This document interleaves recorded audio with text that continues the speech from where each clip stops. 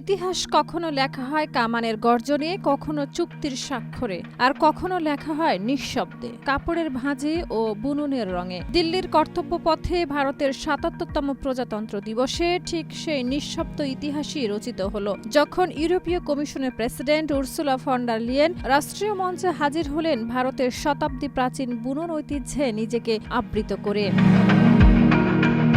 এটি ছিল শক্তি প্রদর্শনের মঞ্চ, সামরিক কুচকাওয়াজ, অস্ত্রের ঝলক, রাষ্ট্রের দীপ্ত ঘোষণা। সেই মঞ্চে এক ভিন্ন ভাষায় কথা বলল কূটনীতি। ইউরোপের ক্ষমতার কেন্দ্র থেকে আসা এক নেত্রী বেছে নিলেন বেনারসি ব্লকেড, রাজকীয় ভারতীয় ইতিহাসের এক প্রতীক। সেই মুহূর্তে ফ্যাশন রূপ নিল রাজনৈতিক বার্তায়, আর পোশাক হয়ে উঠল দুই সভ্যতার মধ্যকার নীরব সংলাপ।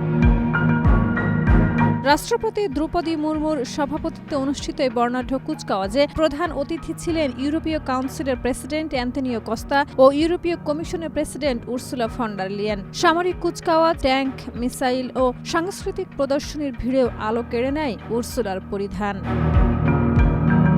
প্যারেড প্রাঙ্গণে তার প্রবেশের সঙ্গে সঙ্গে নজর কেড়ে নেয় মেরুন জমিনে সোনালী জরির কারুকাজে তৈরি বেনারসি সিল্ক ব্লকেডের হাইনেক জ্যাকেট, রাজকীয় ও গভীরভাবে ভারতীয়। জ্যাকেটের ফুল লতার নকশা যেন শতাব্দী প্রাচীন বুনন ঐতিহ্যের নীরব ভাষ্য তুলে ধরে। এর সঙ্গে অফ হোয়াইট ট্রাউজার ও সংযত গয়নার নির্বাচন পুরো সাজে এনে দেয় পরিমিত আভিজাত্য।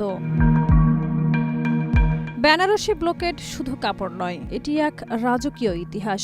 সেই ঐতিহ্যকেই আন্তর্জাতিক কূটনীতির মঞ্চে তুলে ধরে উর্সুলার উপস্থিতি সামাজিক যোগাযোগ মাধ্যমে ব্যাপক আলোচনার জন্ম দেয়। অনেকের চোখে এটি ফ্যাশনের ভাষায় সম্মান ও কূটনীতির এক স্মরণীয় প্রকাশ, যা ২০২৬ সালের প্রজাতন্ত্র দিবসকে ইতিহাসের পাতায় আলাদা করে তুলে ধরেছে।